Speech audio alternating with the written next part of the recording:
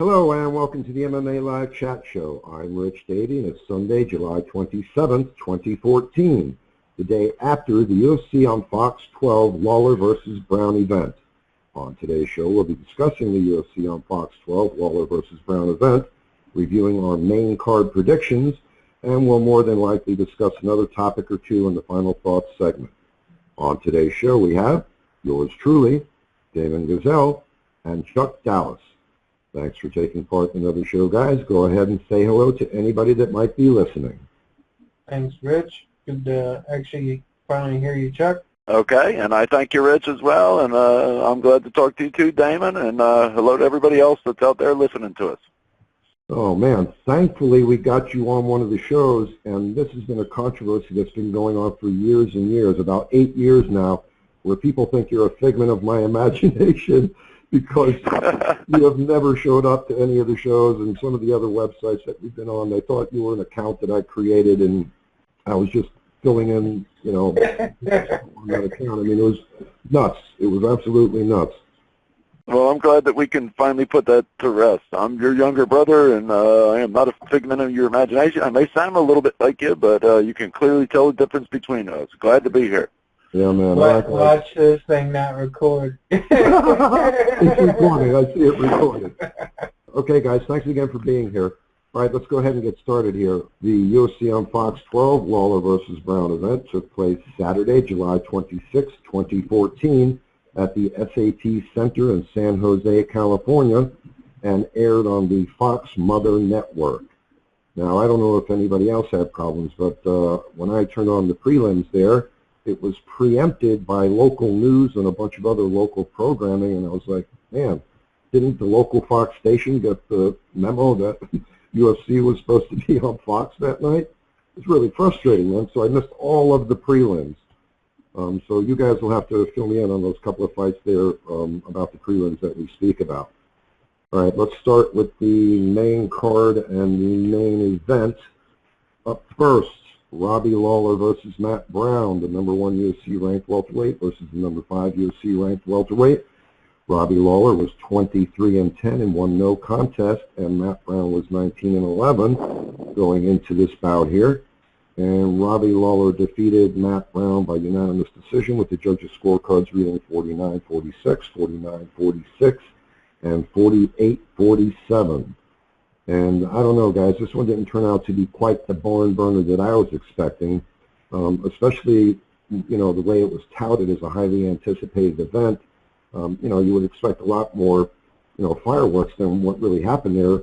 And even Joe and Goldie, they kept trying to oversell Brown throughout the fight. I don't know if you guys noticed that, but, I was expecting a little bit more. But, to me, it looked to me like Brown was a bit sloppy and tentative once he got stunned early on by Lawler. David, what did you think?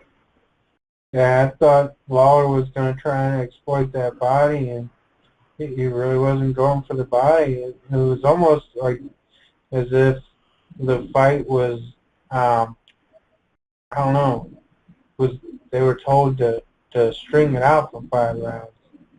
It wasn't that exciting, but with them both having power, that could have played into it. They were both just hesitant to really pull the trigger as much.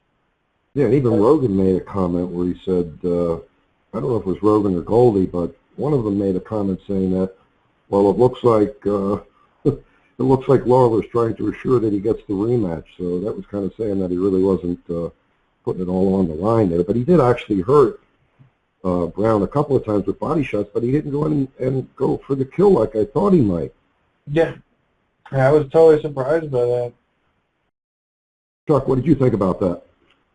I'm going to have to agree with you, Rich. Matt Brown looked a little bit sloppy and unorganized, but what really caught me was I thought that Lawler was going to throw more kicks and attack that body the way he should have. And I just really didn't see it. To me, the fight was a little bit lackluster, but still, it went 5 rounds, and I was happy with it. And Lawler's just too much for Brown in my eyes. And I never bought the hype about how badass Matt Brown is. And I know he won 6 in a row or whatever he did, but who did he fight? Mm-hmm. And I agree there because it just didn't seem like, like Damon was saying, it didn't seem like they were both, trying to go for it. And then again, too, that one kick that clearly was a body kick, and then Brown grabs his cup like he was kicked in the cup. Mm-hmm. And my thought on that was because he was scared of Lawler, and that's why he did that. Because if anybody knew that didn't hit his groin, it was Matt Brown, and he tried to play that up. Yeah, he certainly did. Yeah. So that's my thought on it. But I would have liked to see Lawler go more aggressive and throw those kicks because he should have attacked that body and he didn't, and that upset me a little bit. Yeah, he did. He did get a couple of shots in there and he hurt him each time he hit him, but he never followed through. Yeah, I agree. Absolutely. And what did you guys think there? I thought overall it was all Robbie Lawler with the exception of round 2. I see a couple of people out there on the internet trying to make an argument for round 5 for Brown, but I don't know. What did you guys think? How did you score the fight? Damon? I thought maybe Brown did win one round. I thought the first round was pretty close, actually. He did tag Lawler pretty good in the first round. I don't know. It wasn't that bad of a fight, but the execution of Robbie Lawler's game plan, not going to the body, is what really disinterested me in the fight. It's not that I didn't like the fight. It's just that when you see somebody like Brown in his last fight get hurt so badly to the body. Last couple of fights. Yeah, and then you see a guy like Robbie Lawler come out and not try and exploit that. Yeah. Why wouldn't you capitalize on that obvious weakness? I don't get it either. I agree, guys. Made no sense. Yeah, and I was really surprised, like Chuck said too, man. Lawler just did not throw as many kicks as I was expecting to kick because almost every time he threw the kick and hit the body, you could tell Brown was, a little hurt from that. Yeah, he was wincing in pain. He only threw a couple, but each time he was wincing in pain. So why not continue to go to that? It didn't make sense to me, fellas. I know Brown was catching him with elbows, though. So maybe he was worried about going. But you would still think he would with the leg kicks, or not the leg kicks, but the body kicks, especially. If you don't want to punch and risk getting elbowed, use the kick. Right. How did you score that one, Damon? I thought it was at least 49-46. Chuck, how did you score it? I only gave Brown one. I gave Brown one round, and that was it. So. So I also scored it 49-46. So at least we're all in agreement on that. And the first round was close, and I was expecting actually a little more action in the first round there, and I was kind of surprised, And then when I saw it going into the third, I was like, wow, this is looking like it might go all night. Well, especially the way they build the fight. They build it as the fight of the year. Are you kidding me? Yeah, that wasn't. Who the hell go to a decision? Yeah, and if you remember when at the beginning of the fight, guys, remember when Goldie said, "Oh, this is I forget what term he used, but this was like a misadvertisement or something because this is not going to be a 5-round fight. Both of these guys are big-time finishers." Yeah, you're right. That was Rogan who said that. Yeah. Come on. I'm really surprised that they made this a UFC fight night when this should have been a UFC on Fox card. Right. Because they're always advertised as UFC on Fox, and this is advertised as UFC fight night. Yeah, that threw me off. Yeah, I saw a lot of people mention that. Yeah.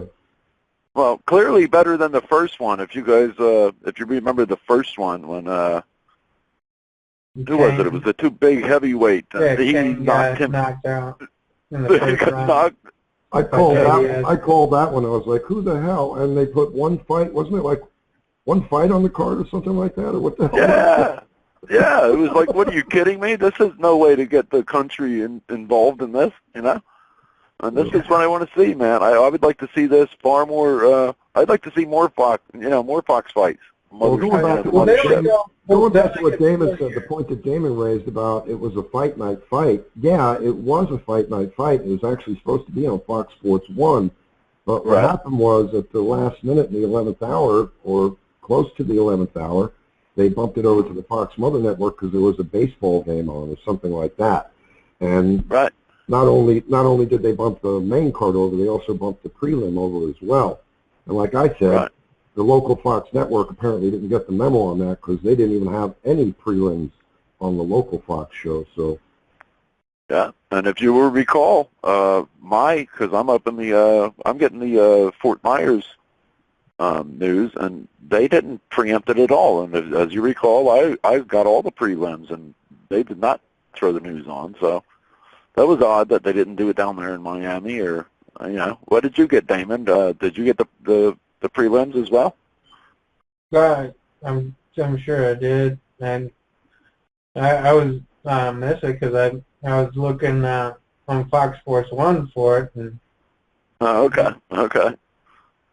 And well, you guys missed some good ones. That first one, and Rich, are we still just going on it? Because that first fight that I saw, I believe his name was Daniel Ortega, I think was his name. Hold on. Ortega versus Delatorre. And it was a first round rear naked choke, and that Ortega, he showed me some very fast-paced, excellent jiu-jitsu skills, which I think that it was straight out of the Gracie school, and I think that that's still something that the youngsters all learn. 1 minute 39 seconds. He it was Brian Ortega defeats Mike Delatorre by submission due to make a choke in round 1 at 139. Yeah. Right. It was Brian, not Daniel. My bad. But I remember you called me up and you told me about that. You said you were pretty impressed with that fellow. Yeah, I was very impressed because he just, the other guy, Delatorre, was stronger than him. He looked, and he hit him a couple of good times, but he just, he as soon as he could, he grabbed around his back, and wow, I was impressed. That was very, very good jiu-jitsu skills I saw from that young man. I'm impressed. And that was his UFC debut? Yes, it was. That was his debut. All right, any more comments on the main event before we move on? No. No, I'm good. Okay. All right, let's move on to the next one here. And this was the co-main event of the evening. Anthony Johnson versus Antonio Rogerio Nogueira, the number 5 UFC ranked light heavyweight fighter versus the number 11 ranked light heavyweight. And Anthony Johnson, 17-4 going into this one, and Little Nog was 21-5 going into this one. But man, oh man, was that pure destruction or what? Anthony Johnson defeats Antonio Rogerio Nogueira by TKO due to strikes in round 1 at 44 seconds. And man, I mean, I don't think anybody expected Little Nog to have a chance in this, but I don't think anybody expected it to be 44 seconds. What do you think, Dana? I think John Jones is still running. He's still running. Yeah, I think that was impressive. I think he probably, when he saw that, he had to change his shorts. Yeah. He's like I said, he's still running. He's like, holy shit, I better lose to Cormier and let Cormier go up against this guy. Johnson is a beast at light heavyweight, man. I love that guy, man. And everyone gave the guy so much shit for, not making weight when he was in the UFC the first time. But man, the guy was walking around at 225, and sometimes he was as high as 250, and he was cutting down to 170. So, yeah, I mean, difficult to, cut that much weight and make 170. And of course, he couldn't do it, which is, why he was cut from his UFC contract the first time. But man, when I saw after he got cut from the UFC and he went out and he started, doing the right thing, he was, fighting at light heavyweight and heavyweight. over at WSOF, and he just looked like a monster. And, that's what I was saying, man. The guy deserves a shot there. Once his WSOF contract was up, I had a strong feeling that he was going to be re-signed by the UFC. And I remember we spoke about that on one show, and most of you guys didn't agree with me. But, man, oh, man, how can you not agree with a guy like that? This is a force to be reckoned with in the light heavyweight division, and he is going to be the light heavyweight champ in the near future. More than likely, at least for one or two shots. And I think he might take it the first time and might defend it once, but I don't think he's going to hold it very long. I mean, he's a beast, but I mean, I still don't understand why the guy would cut that much to fight littler guys when he is that good at light heavyweight. Actually, when he was cutting to the 170, he was still bringing all that viciousness into the octagon against the guys at 170.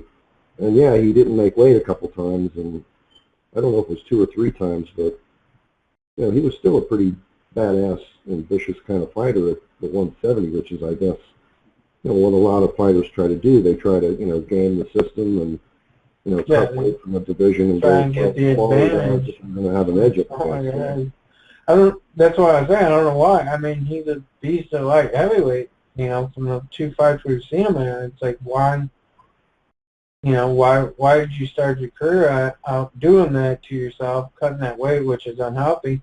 I mean, Johnny Hendricks is the same way. He cuts 45 pounds to fight at welterweight. It's, but Hendricks isn't as tall as Johnson. So it's somewhat understandable that Hendricks is cutting to fight there because he would be at a serious disadvantage at light heavyweight. But, I definitely think fighters should fight closer to their weight class.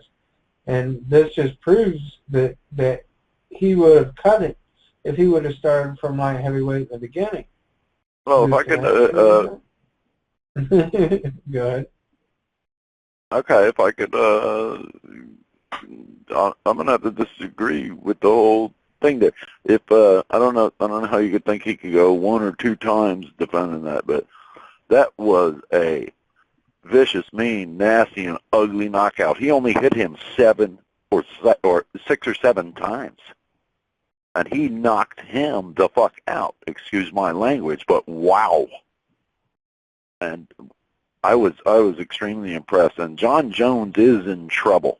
He's in big time trouble because. Look, either way, guys, Cormier or Johnson is going to teach that boy a well-deserved lesson, and I, for one, am going to be very happy to see it. Well, guys, I missed all of that. My internet service dropped out once again, so I had to call in by phone. I was wondering what the heck happened there. So I missed where we're at. I heard Damon saying something about he didn't know why Anthony Johnson would want to cut weight. That was the last I heard. Yeah, I was just saying how,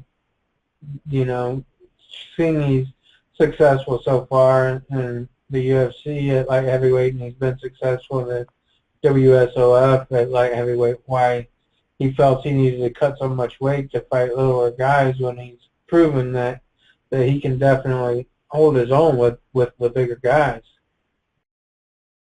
Yeah. Who's going to beat him? Who's going to beat him? Anthony Johnson that man's an animal.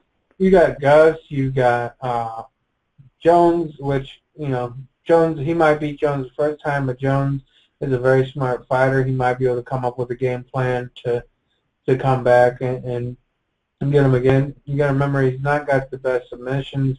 I mean, there's, light heavyweights, they've got some tough guys in there. Jones has beat most of them, but Johnson is, his main thing is that power, and Jones. Wow. There's a reason why only like Chuck Liddell and Tito and I don't know about Tito, but Chuck Liddell and John Jones have been able to go on such long streaks in the light heavyweight division as champ is because it is such a hard division to stay the champ in, because there is some people, our guys, that come up and and dethrone guys. You know, it's when you got bigger guys. I mean, Kane is.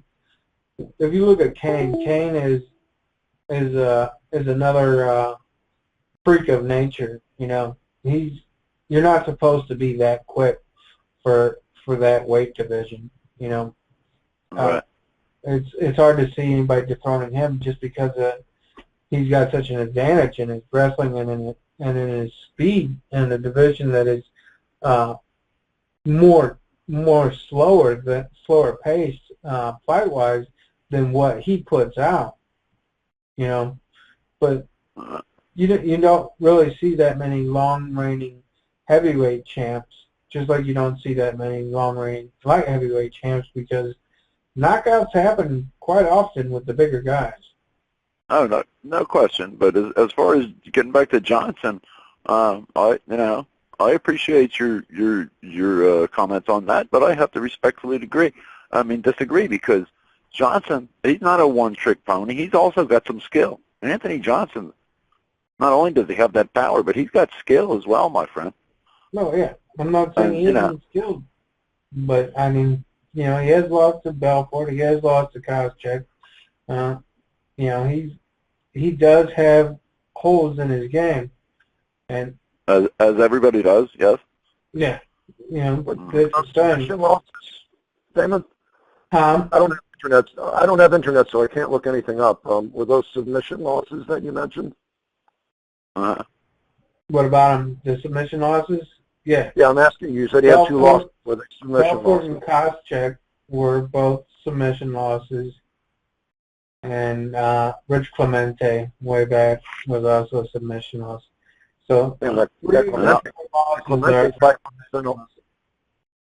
Clemente fight must have been a while ago, no? The Clemente fight, yeah, that was It had to be a while ago. Pretty much all of his losses in the UFC were a while ago. I mean, Koscheck was 2009, Belfort was 2012. How soon into his UFC career was that? I don't recall. I don't recall that either. His first loss was against Clemente. That was his second fight in the UFC. His fourth fight against Kevin Burns, he was a round 3 KO TKO, and then more recently I'm curious if those submission losses had anything to do with him missing weight at that time, because there were 2 or 3 fights where he did miss weight. I wonder if those were the bouts. Yeah, I'm not sure. I would assume that they are. Well, they're definitely not a light heavyweight. And you got to remember too, is Johnson did go to a decision against Phil Davis. So I mean, you know, he's doing good in the light heavyweight. You know, I think it's possible that he'll be able to knock Jones out, but I don't see him as a beast that's going to rule the light heavyweight division. Well, hey, listen, I agree with you as far as the light heavyweight division goes, because that is certainly a tough division. But in my humble opinion, I think Anthony Johnson knocks John Jones the fuck out. No, I do too, and I hope he does. Whether DC takes the title or not, I still want to see Johnson versus John Jones. Yeah, I don't know if John knows because he doesn't have internet up in his neck of the woods there, but the Gustafsson fight is off, and Daniel Cormier is stepping in to fill that void. So a lot of people also think that Cormier has the potential to knock Jones out as well. Well, let me tell you what. In my humble opinion, I think Cormier can. I don't know if he can knock him out. I believe he'll beat him. You know, and maybe the only way to beat that sumbitch is to knock him out, because John Jones is. You know, I'll never take nothing away from John Jones. He is one hell of a fighter. But I think Cormier can take him. Yeah, 15-0. He's vicious. I made this comment in the live thread when we were speaking last night. I wasn't really a big fan of Cormier early on there, but after watching the guy just ragdoll and throw heavyweights around, I don't think John Jones is going to be any sort of a problem for him. I mean, if he gets his arms around John Jones, I don't see it either. Sound like a ragdoll as well.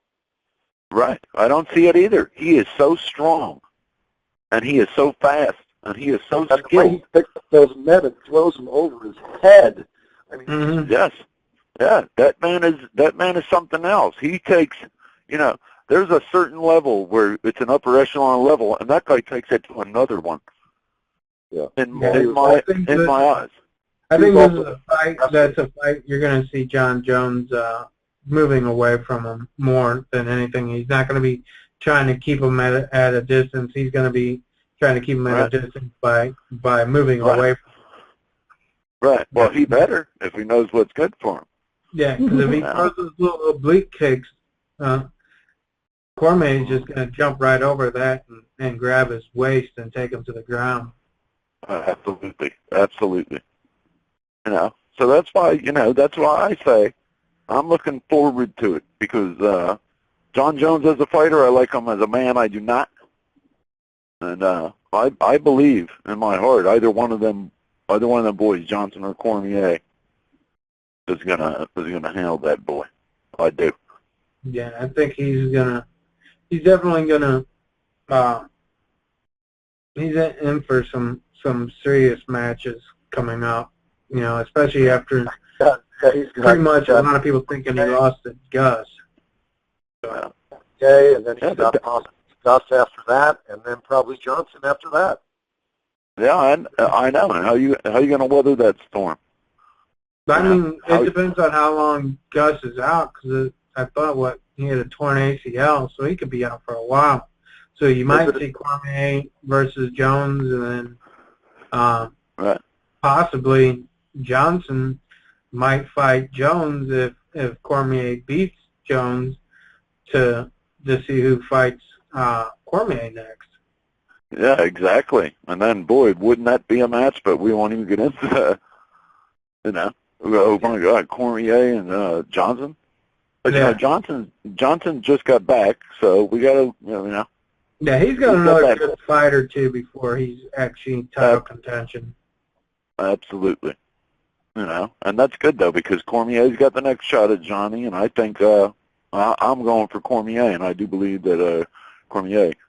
I think he's just got too much skill for him. He's way stronger.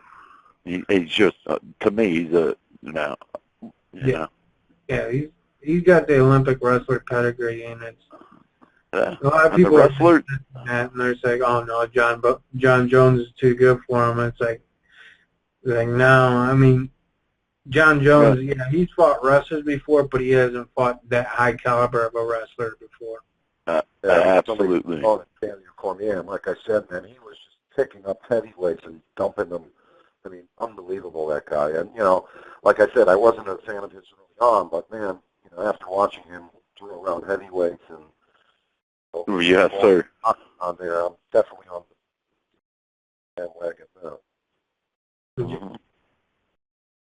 Yeah. And you guys are making me want to talk on another fight already that we haven't even got to. I'll get to the wrestling in a minute.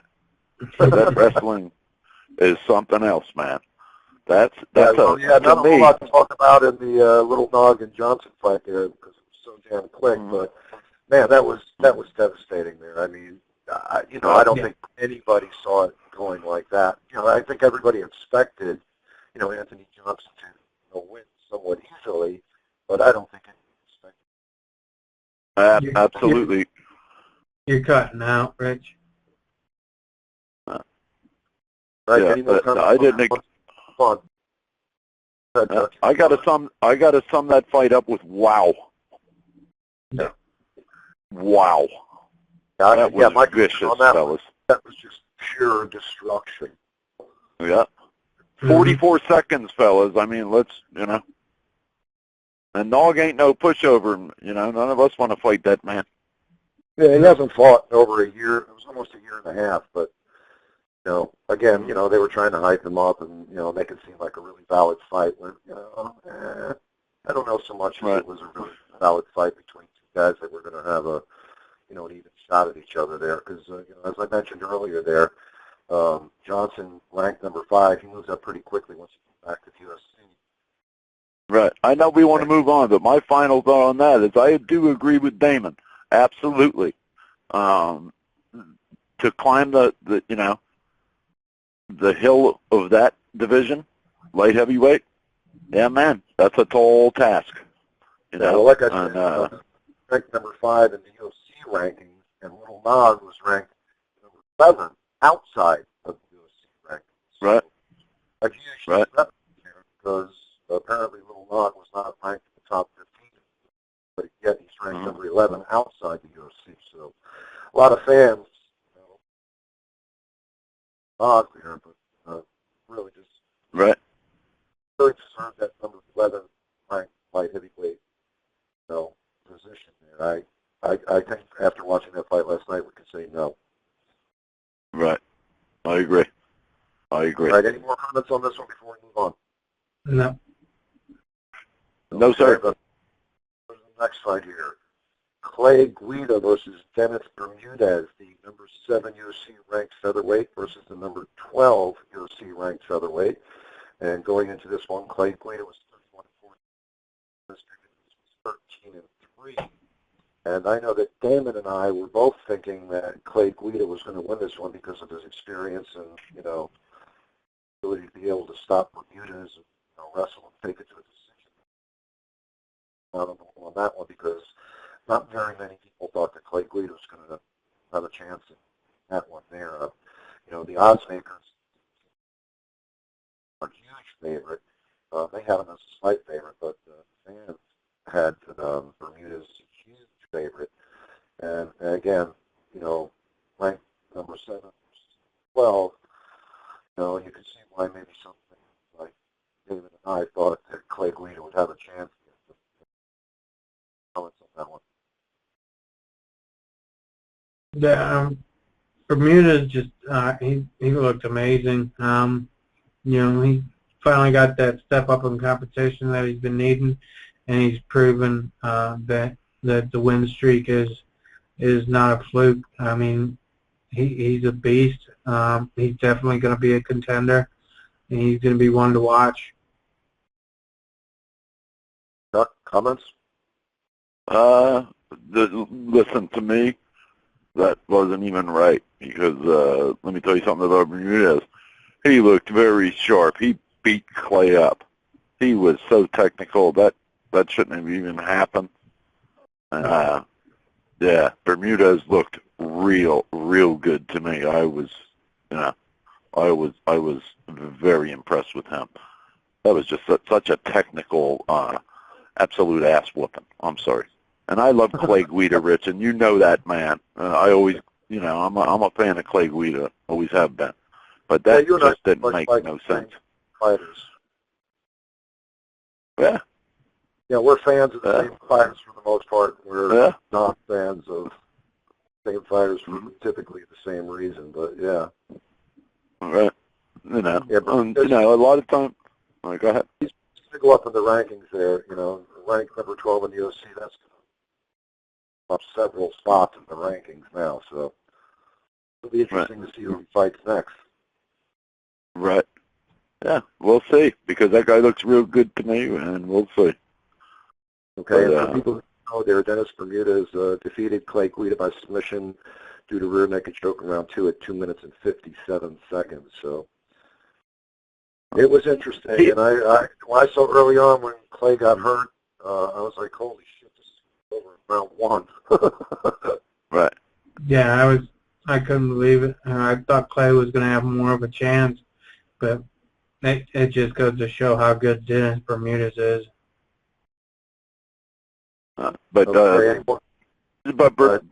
Bermuda, he outclassed Clay big time. I mean, badly.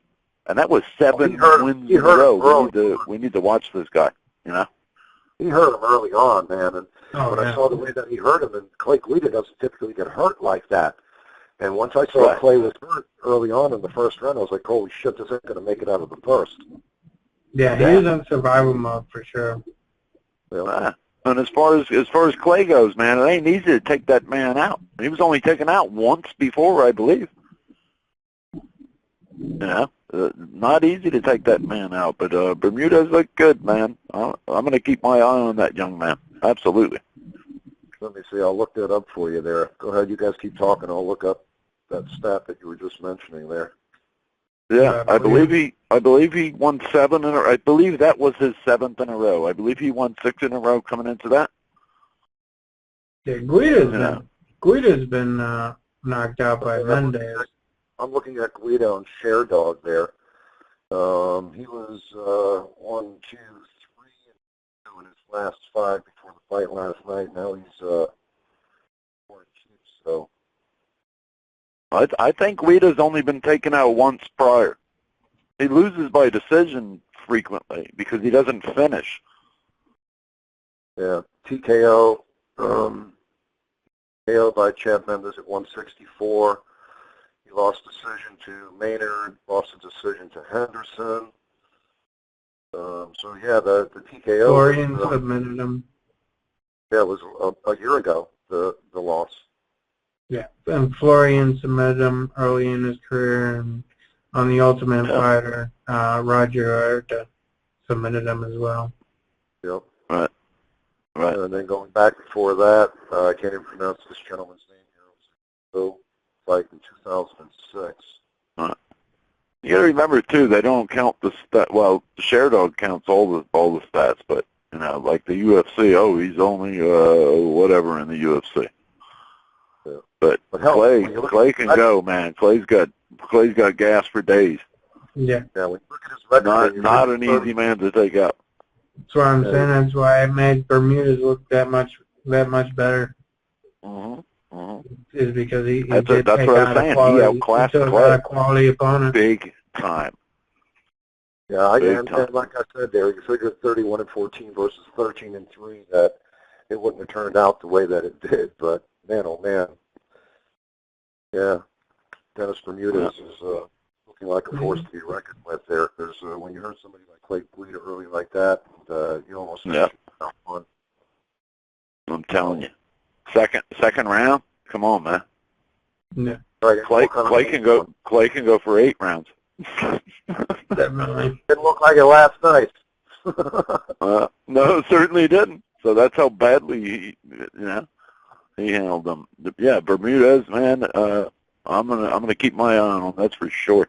Because that boy looks sharp. He looks good.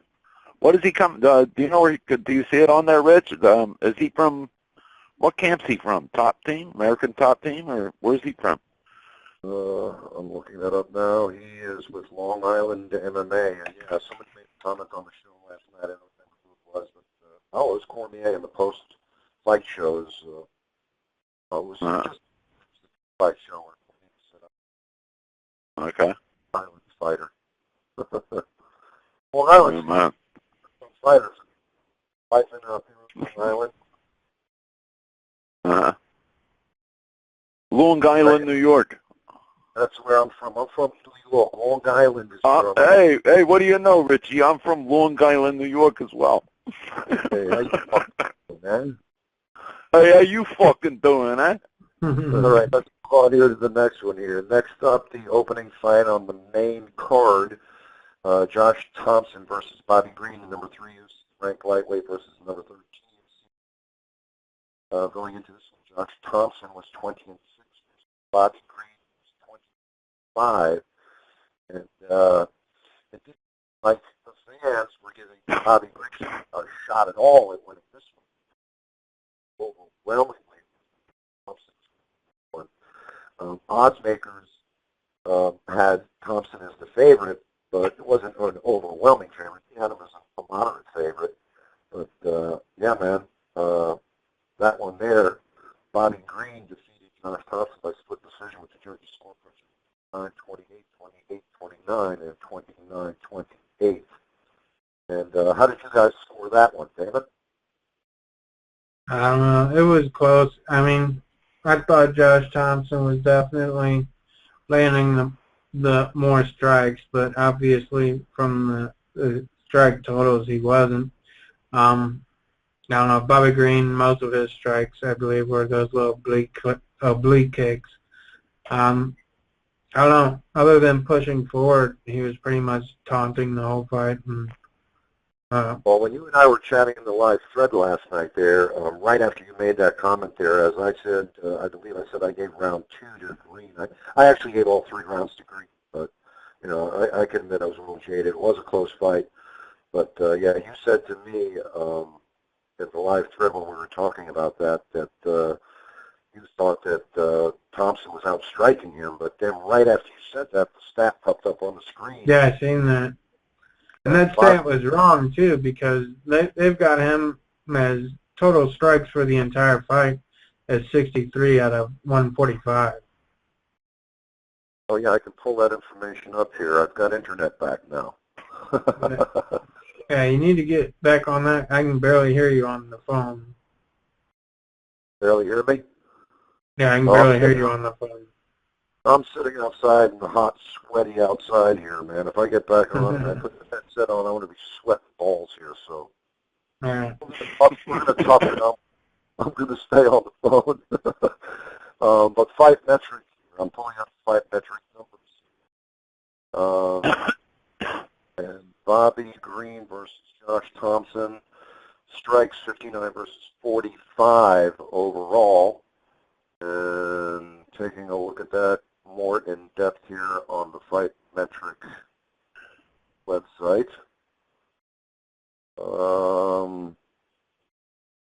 Significant strikes. Josh Thompson, 45 out of 120, 37% significant strikes landed. Total strikes. Now, how did they do this? They're saying total strikes was the same thing, 45 out of 120. So they're saying every strike that Thompson threw was a significant strike. Man, they got to get their shit together on that. You can't count on that shit. Yeah. Yeah, it's kind of funny because then when you look at Bobby Green, his numbers were significant strikes, 59 out of 141 with 41% landing. And his total strikes were 63 out of 145. So it's, come on, man. These guys, every fight, every strike that they threw was a significant strike. I guess four of the strikes must have been taunts or something. Because 59 out of 141 and 63 out of 145. Yeah. Yeah, landing by target. The numbers completely off.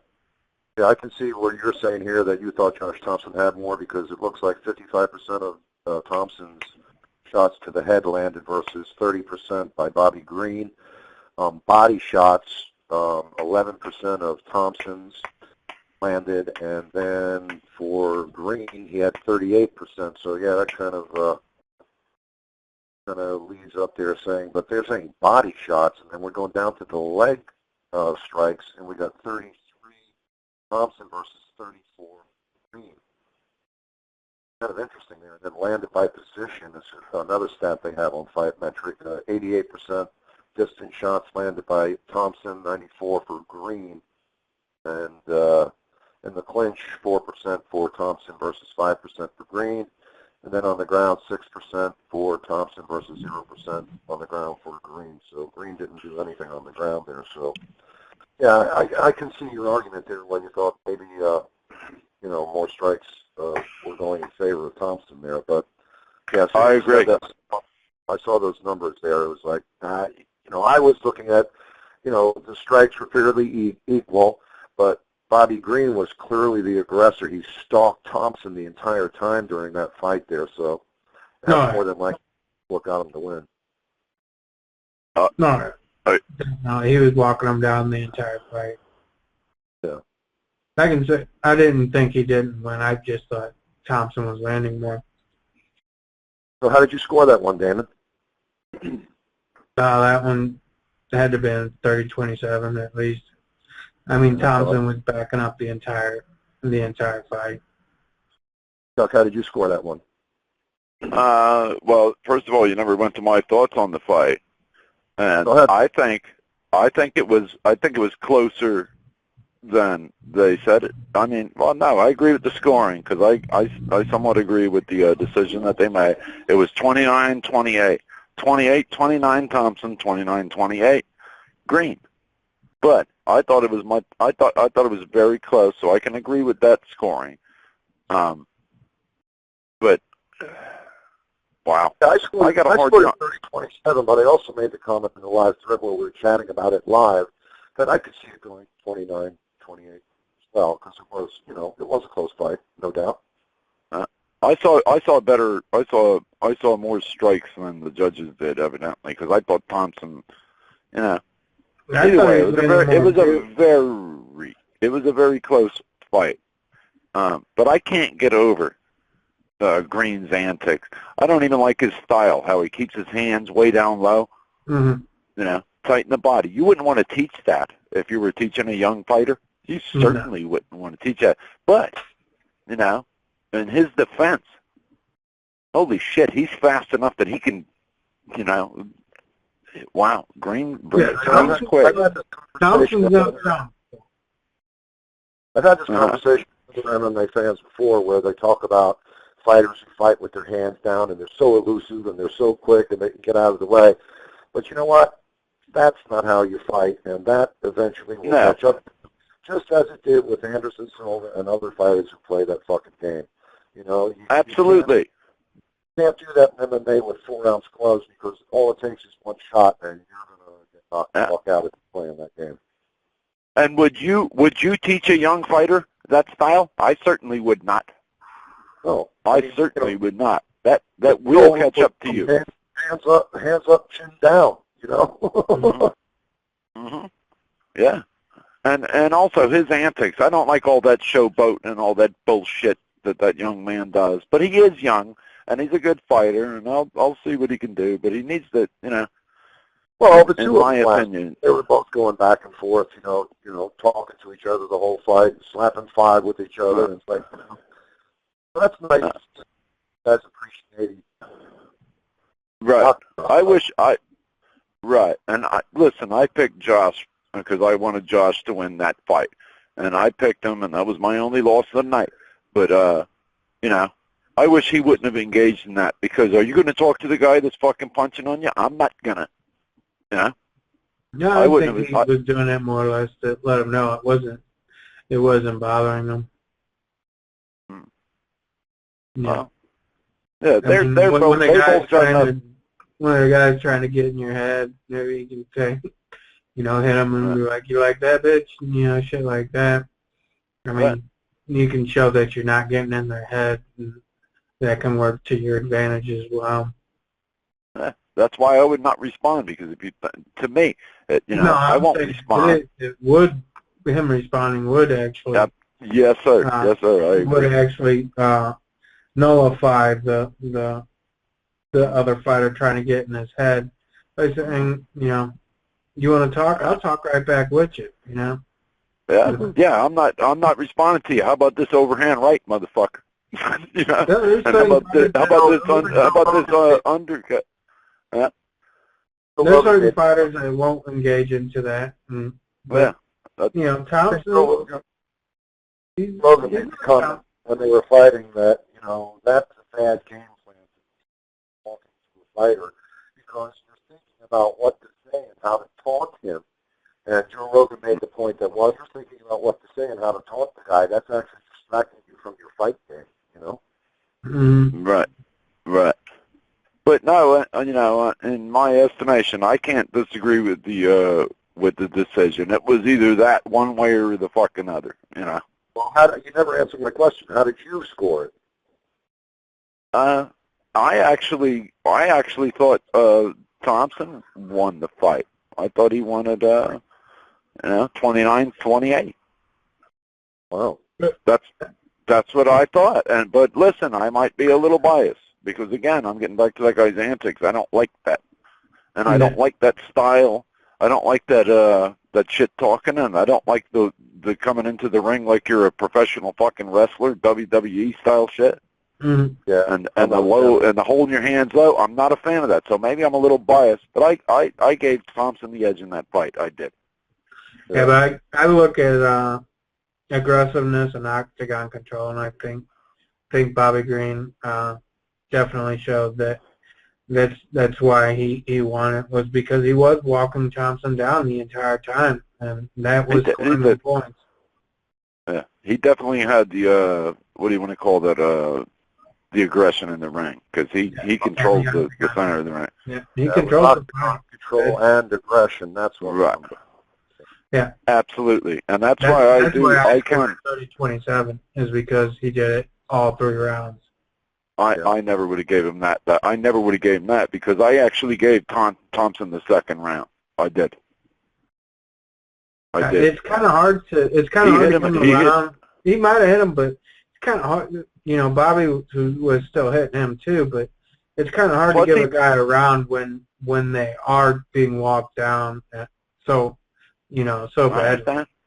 I understand. But you got to remember, Thompson put him down once, and that was the only takedown of the fight. You know? Yeah. So that's where I'm going with that, guys. He wasn't down that long, though. No, I know. And right, wrong, or otherwise, that's how I scored it, boys. I gave Thompson the second round. I don't recall which round I thought was the close round, because I did say that I scored every round for Bobby Green again, purely for the fact that he was actually, stalking and controlling the pace, and he was controlling the center of the octagon, so. Right. I found it hard to try to actually give, Josh Thompson a round here. So I don't recall which round I thought was close. It was a close fight. I just don't recall which round I thought that I would give. Which round? I gave him the second round. But it's ironic because all right, I agreed with the ridiculous judges. But listen, I saw that fight a hell of a lot closer than you guys did, evidently, and all that ring aggression. But when you're just sitting there, the second round, Bobby Green didn't do shit. Well, he didn't do shit that second round. All he did was talk shit. Well, the scoring criteria works like this. If there is no points, being scored, it goes to aggression and control. And, you don't just rely on the points if that's the case. So, that's, you said 29-28 for Thompson. So you had to score at least 2 rounds for him. So, right. Well, that's exactly. This one on UFC's site, the stats from Fight Metric that Thompson never got a takedown. And I could have swore he did take him down. Maybe they're considering it a trip or something, or that Bobby Green tripped. It did. I'm on UFC side. I believe he took him. I believe he took him down. I might be wrong. But I don't think so. I lost the internet again. This is crazy. I spent $200 for fucking Comcast, and they can't keep the damn internet service on, man. It's crazy. Nah. All day long. Connect, disconnect, connect, disconnect. It's really frustrating when you're trying to, go out to the internet. Right. And now, granted, because what I remember, and I do believe I remember this, he took him down, but Green was right back up, so that's almost not a takedown. I get that, but he took the. Yeah, I think I recall that too. I think that was towards the center of the octagon where that happened, right? Yeah, I could have sworn he took him down too, but in the stats they're showing wasn't any. But I could have sworn he did have a takedown. Right. I mean, come on, guys. We were all watching the same fucking fight. Yeah, I thought I recalled that too. I was going to actually look it up, but I lost the internet again. But yeah, I thought I recalled that as well, and I thought it was towards the center of the octagon, and it was actually Green who had his back towards the center of the octagon, I thought, when Thompson took him down. Yes, and it was brief because Green got right the fuck back up, and he didn't have to wall walk or nothing, so it was in the center of the octagon, as I recall. But, it was close. That was a close fight, Yeah, I actually mentioned too. I don't know if you haven't seen fights for a while because again you're up there with no internet and you got to rely on TV service. But Josh Thompson, he was not happy in his last fight and the way the decision went in the last fight, and he basically, after the fight was over, and the post-fight presser was saying that he was done, he was going to retire, but I guess he had a change of heart. He came back, and I was saying to Damon last night, maybe he's going to, have that same kind of feeling. I didn't actually get a chance to watch the post-fight presser because I was tallying everything up on all the games that we do there, and I didn't get a chance to watch the post-fight presser. Did either one of you guys get to see the post-fight presser? No, I did not. I didn't watch it. No, yeah, so it went directly to the news last night. Well, after the fight was over, it wasn't, the same disgust from Josh Thompson as it was in the previous fight. He actually, made an effort to go back a couple of times and, congratulate Bobby Green on the win there. So maybe he won't, decide that he wants to, give it up. Yeah. Well, I'm going to tell you exactly how I had it. I had it even in the first round, and I put a question mark next to it because I don't know. It was either fucking way, depending on who's watching the fight. Second round, I gave to Thompson, barely. And the third round, I wasn't sure either. Probably went to Green. So that's why I say I agree with the judges. They gave him one round. One judge gave him one round, and maybe that judge saw it just like I did, Yeah, the way the scoring is, and I really can't stand it, and I've told Rich, talked about it many times, is the octagon control and the aggression being scored and the significant strikes. It just, I don't know. To me, I thought Thompson was there more to fight, and Bobby Green was more there to taunt, and it just to showboat, my friend. Yeah, and I gave Bobby Green all 3 rounds just because of the way the scoring is. I just got the internet back for showing a fight metric 0 of 5 takedown attempts for Josh Thompson. That's so bullshit because I saw that. I mean, come on. No, because I don't get high, so. I don't get high, and I know we were all 3 watching it.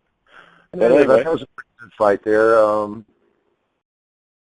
don't know if the fans are going to be happy with the outcome of that one, because again, I mentioned on the last show that we did that some of the fans are, holding a bit of a grudge against Bobby Green for that outcome in the James Krause matchup, where he actually hit Krause in the cup 3 times, and on the third one they called it a body shot, which was clearly on the top of his cup. So maybe a lot of fans are holding that against him, which is why they didn't favor him to win that one. But then again, too, it might be, as Chuck is saying, a lot of fans don't particularly care for antics in the octagon. And I'm one of those fans as well. I don't particularly care for that either.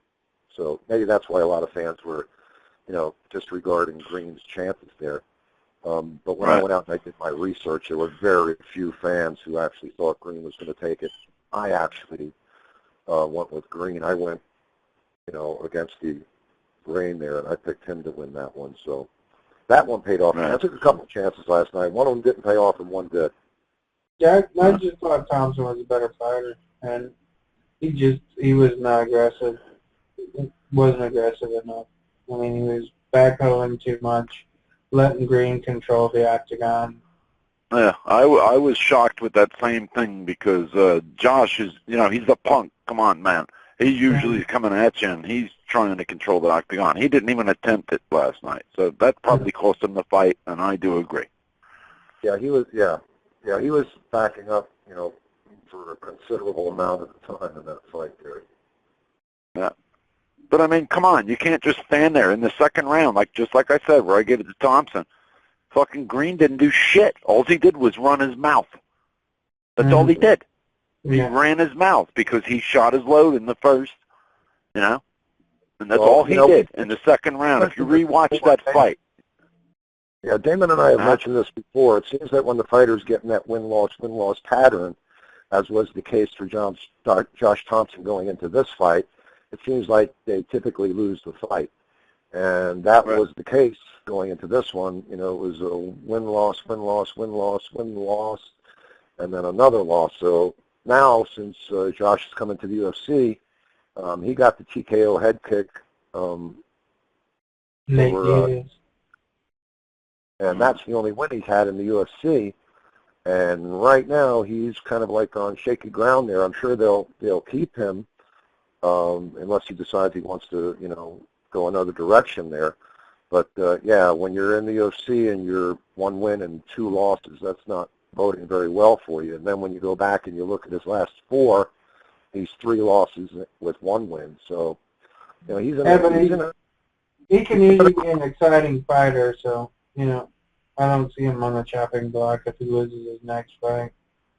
No, I don't think he's on the chopping block either, simply because of who he is, Mm-hmm. Right. Yeah, I don't think you can just cut the fucking guy. I don't see that.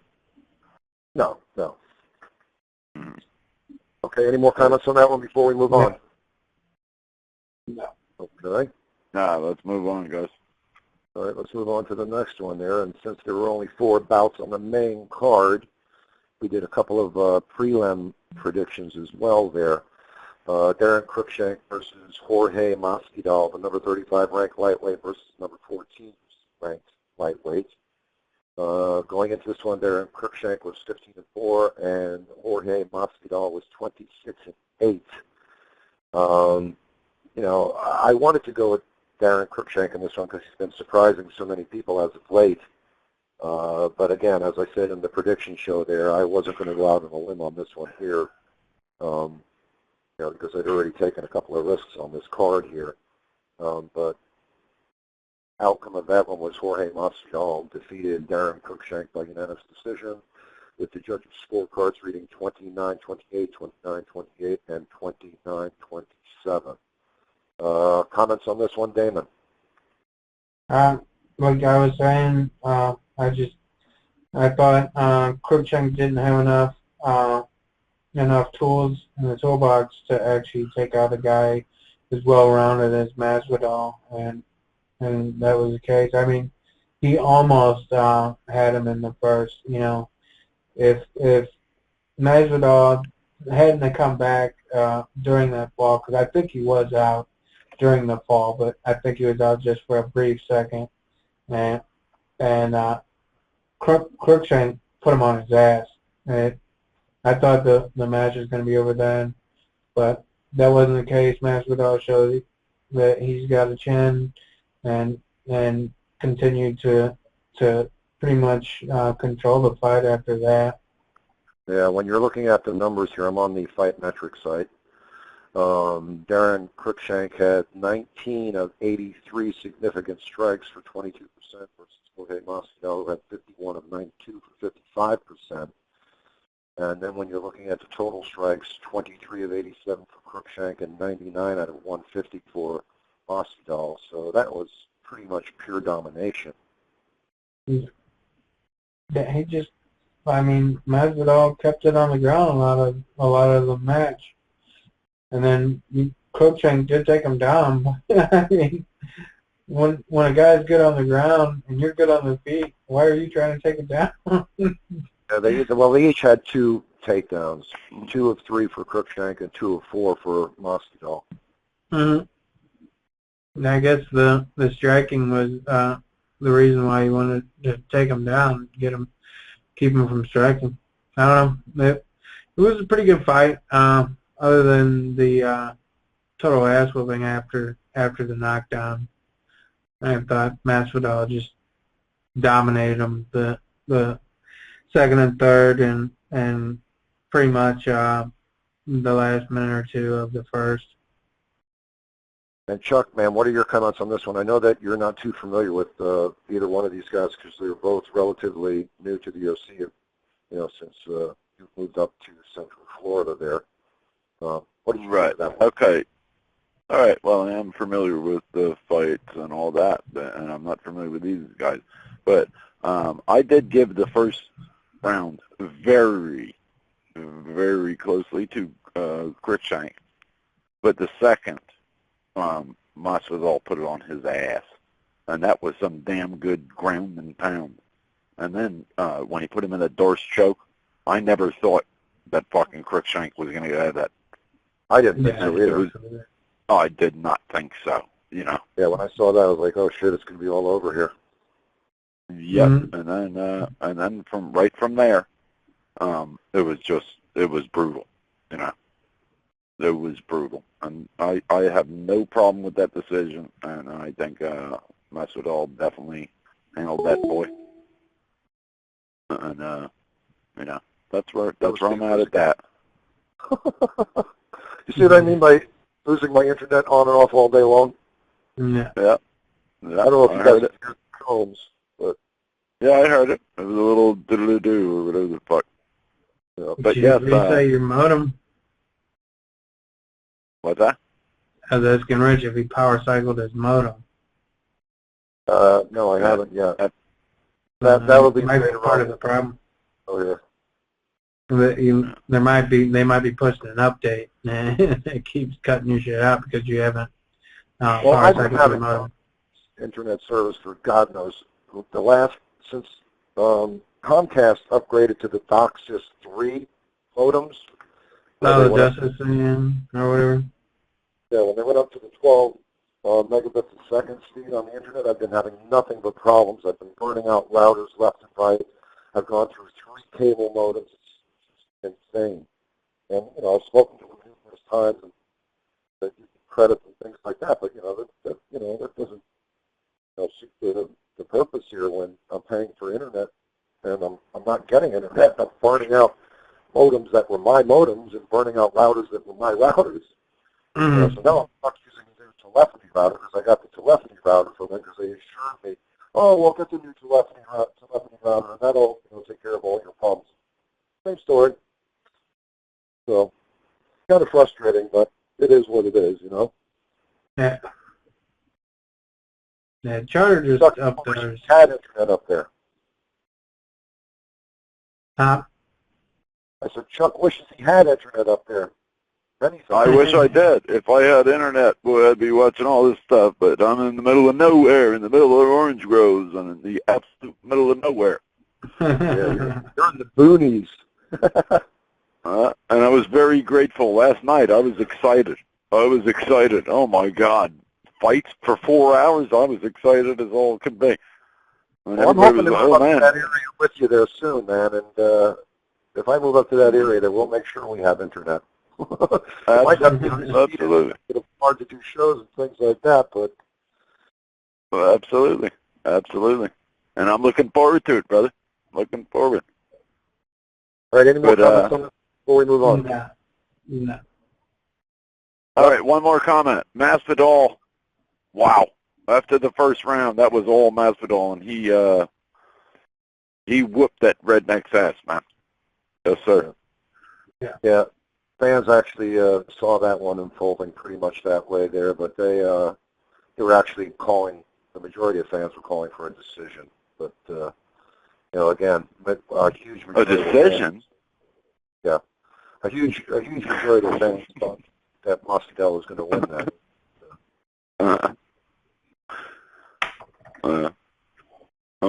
That wasn't no decision. Moving on. Okay, moving on. The last one that we did on our prediction show was Kyle Kingsbury versus Patrick Cummins, the number 37 ranked light heavyweight fighter versus the number 38 ranked light heavyweight fighter. And going into this one here, Kyle Kingsbury was 11-5 and 1 no contest versus Patrick Cummins was 5-1. And Kyle Kingsbury was off for a long stretch there. He lost 3 in a row a while back and decided to take some time off. I don't know what prompted him to get back into the fight game. I guess he wanted to honor his contract, so he went on elsewhere. He wanted to go, maybe to a seat. But, with 4 losses in a row now, he's more than likely going to get his wish. He's probably going to get to go fight elsewhere now. This one here, Patrick Cummins defeated Kyle Kingsbury by unanimous decision with the judges person 27, 30, 25, and 30, 24. And when was the last time you saw a judge score a fight 30, 24? Only after a truly bad ass beating, and that pretty much was. I didn't get to see that one, so you guys fill me in on that one. Cummins fucking dominated. I was surprised he didn't finish in the first, but I mean, he had Kingsbury everywhere. I mean, he had him on the ground pretty much the entire fight and was just pounding on him. Threw him around like a rag doll. The first round was all Cummings, no question. He showed that he was much stronger than Kyle. Yeah. And Kingsbury had no chance. No chance. And Cummings, that guy's a fucking beast. Yeah. And you got to remember, his only loss came to Cormier, but that was on 10 days fucking notice. Yeah. Otherwise he's 3-0, and he threw him literally around like a rag doll. What an ass whooping! Yeah, what an ass whooping! Fight with Cummins in Cormier, he was ranked like number 173 or something like that before he took that fight, because he was actually, I don't know where he was fighting and what organization he was with for the UFC, but not many people actually gave him a chance against Cormier, and even I bitched about that too. How could you match up, Cormier, who was ranked, I believe, number 5 at the time? I don't think he was that high, was he? Yeah. Huh? Yeah, he was ranked. Yeah, he was ranked up there. We were arguing why he could be ranked that high, and I was like, well, he's coming down from heavyweight, and if he can handle those guys. The guy's also 15-0. He never lost as a professional, so that ought to say something, Well, but we were discussing how he could be ranked so high in a division he's never fought in. Right. But yeah, I dig that. But, yeah, and I just getting back to that fight. Kind of odd. I just thought it was kind of odd that they had that matchup like that. Here they are counting Cormier, which was another reason I had an issue with Cormier, because it seemed like he was getting fights, to boost him up. Well, he was supposed to fight Rashad, and Rashad got injured or whatever. So I mean, Cummins stepped in. And, it's not like they were gonna try and start Cormier out with a nobody, but Cummins is showing he's not a nobody. I mean, he controlled that fight. They put him up against next, because as I said, he was ranked number 38 going into that one, and of course that's not UFC rankings, because UFC rankings are the top 15. Absolutely. Yeah, and that's what I was saying earlier. When you go with rankings and even records, that stuff's all different. You don't see all that shit, because once you're in the UFC, that's a whole new thing, But it'll be interesting to see, who they match him up against next, with next here, because again, ranks so far down the ladder there, and he, did such a great job in that fight. But again, it was against Kyle Kingsbury, who was off for a long time, and he lost 3 in a row. So, it'll be interesting to see where he goes next. Yeah, but just to see his wrestling, even against Kyle, might have been off for a while, but I mean, anytime you're able to control a guy that's in the UFC like that. Oh yeah, and just toss him around. Yeah. Yeah, who was that one fighter that he beat? He beat Fabio Maldonado, who is no pushover. He's no slouch, Yeah. I think that was he threw him around like. Cummins, they on when I'm looking on the UFC website, a fight metrics thing with a control of 9 minutes and 42 seconds, and Kyle Kingsbury had 19 seconds of control. Wow. Yeah. Wow. It was a one-sided affair. Yeah, looking at the overall strikes on that one, I do have my internet back for a moment here. Patrick Cummings had 73 significant strikes and 10 takedowns. Yeah, he just kept putting them down. Putting them down. Literally, dude, it was ugly. I wish they would do the fight metric widget for some of the other fights too, and not just the main event. It would be interesting, get a look at that. But looking at the static stats for that fight there, Kyle Kingsbury 22-5 for 25%, Patrick Cummins 73 of 129. Those are significant strikes. And then total strikes 22 of 85 for Kingsbury and 115 of 176 for Cummins. And 0 of 1 takedown for Kingsbury and 10 of 17 for Cummins. So 58% of his takedowns were effective. Right. It wasn't even about the strikes. It was about the guy throwing the fucking guy left to right all over the ring like a beast, dude. Literally. Yeah. I'm sure I didn't see the fight, but I'm sure a lot of those strikes were ground strikes. Oh yeah. Now what division were those guys in? They're 205 pounds, so those are light heavyweight. Light heavies. Yeah, Cummings could be an issue in that division. I mean, maybe not because he's a world class wrestler. Well, we got to see him fight some top 15 talent first. Absolutely. Yeah. Absolutely. But he is a world class wrestler, and that does, that weighs in heavily. I think that's the best skill you can have in MMA because if you can do that, plus you can, just curious. Being that the judges scored it the way that they did here, I'm curious how the two of you scored this one. How did the two of you score this one? Oh, God. Yeah, at least 30-20, 30-26 at least. Chuck? Yeah, I'll go with that. I didn't agree with the one score that was 30-24. You don't see that often, and I don't believe that. Oh, it was like 3-10-8 rounds. Yeah. Yeah, 30-26. I'll buy that, But yeah, I would love to see that one because I've been dying to see how this guy Cummins is going to be progressing in the UFC there. But I'm kind of sorry I missed that one. I did want to see it. Right. Right. I think you'll be very happy with that guy. Yes. All right. Any more comments on the fights that we've discussed so far? No. Okay, Chuck. Do you have any comments on any of the undercard fights? Again, I want to go back to Ortega and De La Torre. And listen, that he was good. That Ortega. It was a first round. It was only 1 minute and 39 seconds, and he quickly dispatched of that man with nothing other. There was no other skills other than Brazilian jiu-jitsu. And so what did he do? He hit him with a strike and dropped him, and then jumped on his back, or what? No, he didn't even. No? He got hit early in the round by De La Torre, and he got hit pretty damn hard. But then he just snaked his way around to his back and jumped on his ass. He didn't even knock him down or nothing, and he took him out. Huh. Yeah. Very, very good and very fast-paced, and I like that, I like that because if that's what your skill is, that's what you do immediately. And he showed it, and I was impressed with him. I don't know how far that will take him. Yeah, and there was some controversy in this event as well. Two fighters missed weight.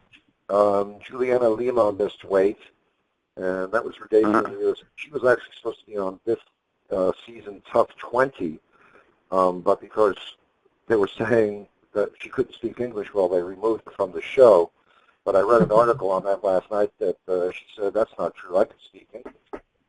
But I'm glad that was the reason they took me off the show so I could get my UFC debut. And I believe she said she's got like a 3-fight or a 4-fight contract or something with UFC.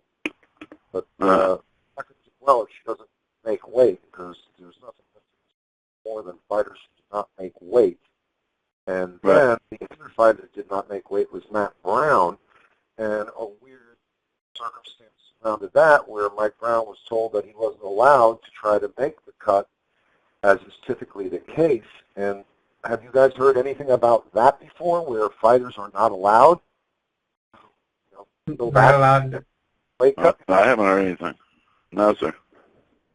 Hour or two that they give fighters if they miss weight to go back and second shot to cut weight, but Brown was told he was not allowed to cut the extra weight. I did see something where they weren't going to allow him to try and cut weight or something. I didn't know what the hell was up with that because I'd never seen that before.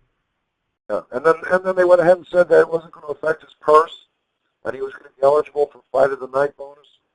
Of the night bonuses, which they did win. And real quickly here, the Fight of the Night went to Robbie Lawler and Matt Brown. Performance of the night went to Anthony Johnson, and then the other performance bonus of the night went to Dennis Diaz. So the top 3 fights on the main card there all won the bonuses tonight. But yeah, I just thought it was kind of weird that they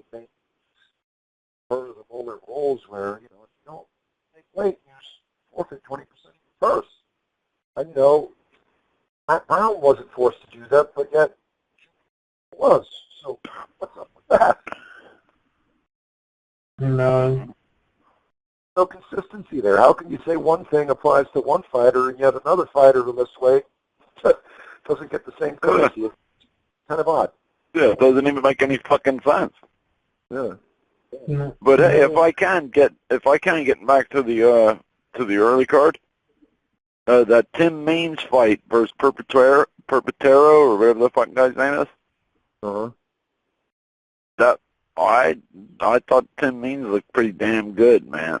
He was clearly, yeah, and Timmy looked so much. He just looked like he was comfortable in the ring, like that's where he belonged, and he beat him up. And in the second round, what's that guy's name? Perpetero. He broke his fucking hand early in that second round. And the judges scored at 20. That's amazing considering I'm looking at the numbers here. The significant strikes are only 24 in disparity here. So, yeah, I guess even with that broken hand, he was still throwing strikes. What kind of strikes was he throwing, Chuck? Perpetua. I believe it was his left hand because he stopped fucking throwing them altogether. It might have been his right. But he broke his fucking hand and he wasn't throwing it, and it was disgusting. After the fight, they showed him, and it wasn't just his hand; it was his fucking arm where he like snapped his fucking forearm. Oh my God! Yeah, it just always might be. Amazes me how these MMA fighters can just forego that pain and continue fighting. I know it's amazing. But ironically, the judge scored at 29-28. I had a 30-20 fucking 7 Means, you know. But ironically, the judge scored at 29-28 for Means. But I thought Timmy looked pretty fucking good, man. I thought he looked pretty good, and that's a 170-pound weight. And you know, we'll see. I was excited last night. I thought that was a great night of fights, guys. I enjoyed that emphatically, but you can imagine because I'm up here with nothing, and that was the first night of fights I saw in 3 months, you know. Okay, well, being that you brought that up, that it was a great night of fights, Damon, how did you rate this one on a scale of 1 to 10? I'll probably give it an 8 out of 10. I thought it was a good event. You know, I mean, like I said, it had the chance of being pay-per-view quality. For real, it's just the matchups. I mean, Johnson, Lawler and Brown, Guida and Bermudez, Thompson and Green. Those 4 guys. Those are four fights that are not going to be on a pay-per-view now, and are going to. And one of the reasons why pay-per-views are suffering and are going to continue to suffer when you put those kind of fighters. Rating on a scale of 1 to 10? 8 out of 10. It was a good card. And Chuck, how did you rate it? You know, I don't want to be, because it's been months for me, and you know, I was so excited. I'll agree, and I'll give it an 8. You know, I'll give it an 8 because there was a bunch of good names on that. Some of them didn't make any sense, and some of the fights were real fast. But I'll give it an 8 out of 10. I was happy with that, and I'd like to see Fox do more of that. I would definitely like to see Fox more of that. But 8 out of 10, absolutely. Yeah, as long as if they drop the price of their pay-per-views and have them less often or whatnot, that'd be great. But I mean, those are fights that need to be on pay-per-views. I mean, yeah, it's a Fox card. Back here in Pay-per-view numbers have been dropping, and that's because they are not stacking the pay-per-views. And the scores, Chuck, for that Tim Means versus Hernani Perpetuo bout, the judges scored at 29-28, 29-28, 29-28. So how did you score that one, Chuck? I gave them all the Means. I gave it 30-27 Means. So I'm not upset with the 29-28. You know, you got to try to be nice to the other guy, but no, I didn't see Perpetuo win any of those rounds because he clearly looked more comfortable in the ring, and he knew what he was doing, and he just he put it on them as far as I'm concerned. 30-27 means. Well, I'm glad you got to see an event finally. I know it's kind of frustrating Me too. because we talk about this all the time. You know, for fans who don't have Fox Sports 1, don't get to have Fox Sports 1. Fox 1 Network, they don't do enough of it. No, they do not, and I'd like to see them do more of it. Absolutely. You know, and yesterday I was all excited, even the day before. I told everybody, don't even fuck with me. Don't even call me. I'm watching fights tonight. Don't come over because I'm not doing nothing. I got no business with any of you. I'm watching fights. And here's another thing that shocks me, dude. I live up here, and my only buddies are a bunch of guys, but none of them are into the fights. What the fuck? We're all men. Fights. Yeah. Yeah. I mean, come on, dude. We're talking about manly gladiator-style fucking shit, man. This is for real. I call it modern-day gladiators. A lot of people give me shit. It is. That's basically what it is. Yeah. But all these guys up here, man, I got 10, 12, 15 fucking guy friends up here and buddies and, you know, working and all that shit, and nobody is into the fights. I tell that all the time, that the guys don't like to watch the fights. It's like, how can you not like to watch fights? I mean, and some of those guys are old fellas, too, so they must have been watching boxing back in the day. Yeah, and forgive me, guys, but what the... Back in the day. Yeah, forgive me, guys, but what the fuck are you going to do? Watch Judge Judy? Give me a fucking break. You know? You know what fucking killed me? They had on the local news, then they had on fucking Deco Drive, then they had on Inside Edition. What the fuck? How could you preempt that kind of shit programming? Yeah. You can call me what you will, bro, but I'm not watching Inside Edition or Deco Drive or fucking Judge Judy or none of that shit, man. I'm looking for Florida, though, Rich. Then I guess they figure it's a bunch of old people, and they don't watch that. All right, for the love of God. Let's do our final thoughts here. I just wanted to recap here that we did. I did. The tally was Rich went 5-1 with 35 out of 60 points. Damon went 4-22 out of 60 points, and I whooped your fucking ass, buddy. Yeah. For a change. Yeah. Every dog has his day. Come on, don't I even get a congratulations for that? Congratulations, Rich. Fuck, man. Congratulations. Congrats, Rich. You usually pick more of the fights. Let me recap how we did it. But you got me on number of fights and points this time.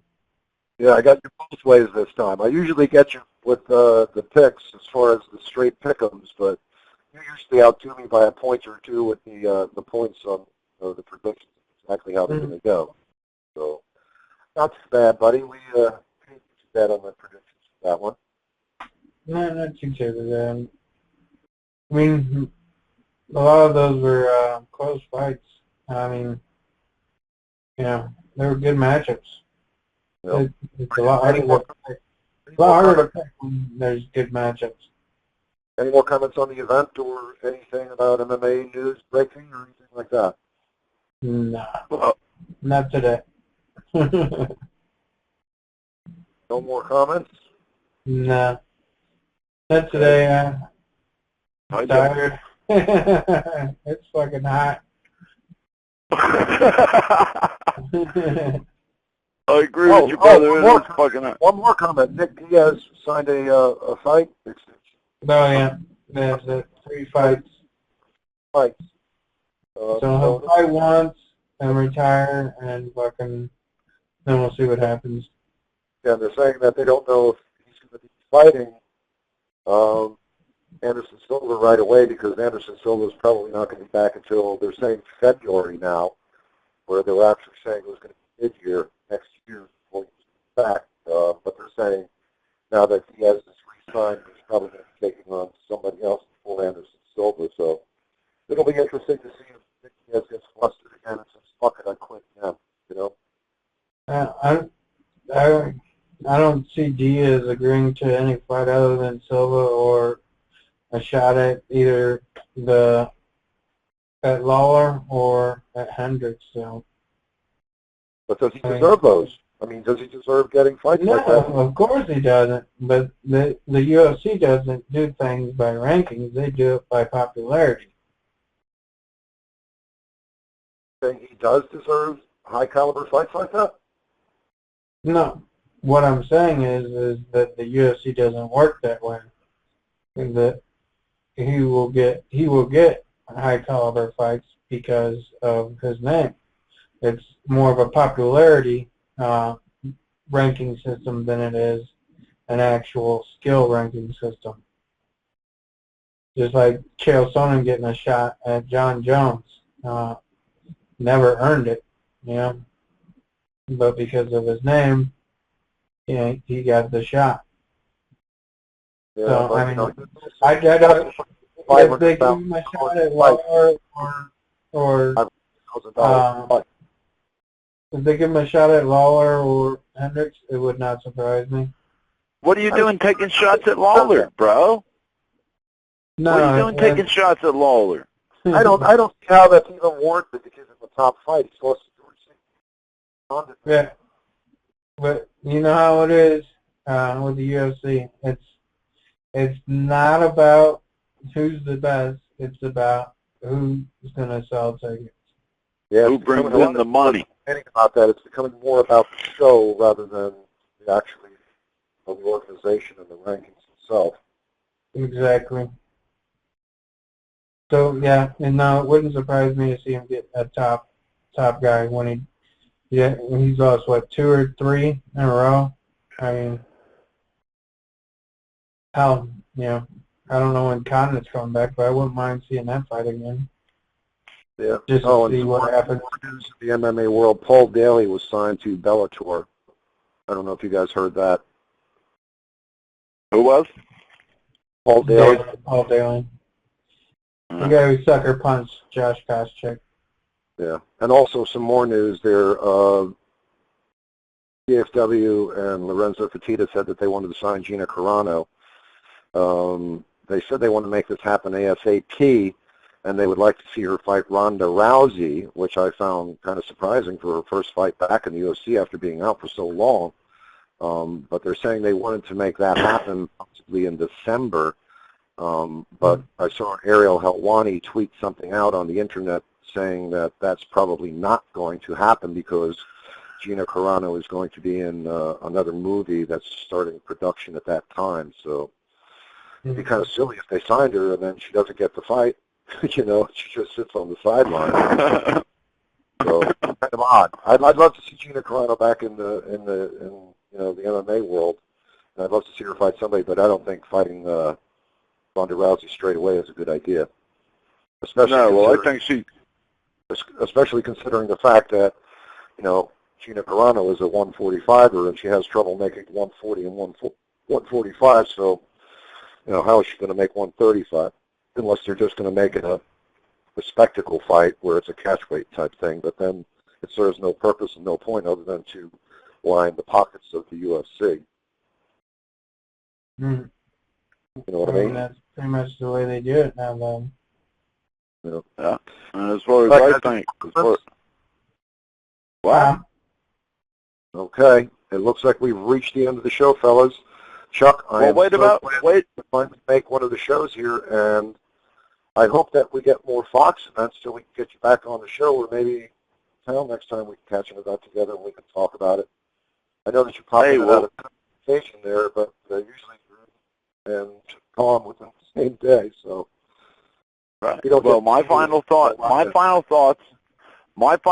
are great night of fights. I enjoyed it. You know, but again, you got to consider my situation. But I enjoyed the hell out of it. It was excellent, and I got to tell you, I enjoyed the conversation with you boys. And peace out, bitches. All right. 8 out of 10 is actually a good score for the pay-per-views. or not for the pay-per-views, but for the events. All right, so if you guys want to say hello or goodbye to anybody here, I guess now would be the time to do that, guys. So go ahead and say hello or goodbye. All right, Rich, thanks for having me. Chuck, it's been great. Now, hopefully we have you on more often. Yeah, and I thank you guys. I thank you both, Rich and Damon. And Damon, I need your number so we could talk further about this. And I thank everybody that's listening, and I'm glad that you guys invited me on, and I will be a part of this as often as I possibly can be. Okay. All right, guys. I'm gonna hope that the whole call was actually recorded, because I just got internet back again. I went back in and I looked, and it looks to me like I've got a recording button to start recording. So it's going to suck if we didn't get this recorded conversation. All right, that was a good talk, guys. I enjoyed the fuck out of that, man. That was good stuff. I hope it did save it too, because your conspiracy theory thing will be shot. And who knows? I may have about 20 different bits and pieces of phone calls here from this conference call. So if that's the case, I don't know if I'll even be putting this one together for a show. But let's hope if you can only put the introduction out. Right, I'm just going to hope that the call stayed recorded, because everybody, didn't get disconnected. I was the only one. So, Okay. All right, guys, thanks again for showing up. I appreciate you guys showing up and being here to discuss the event and some of the MMA news that's going on. And we'll see you guys next time. Take care. Take it easy. Thanks for having me. All righty, Chuck. I'll talk to you all later. Bye. Bye-bye. Hey, Damon. Damon. I'm still here. He hung up. He hangs up as soon as we say goodbye. Oh, he does. Yeah. Okay. What do you want to ask? Go ahead. Yeah, I was going to try to get his number and fucking, bullshit MMA. I've tried to get his phone number as well. He doesn't get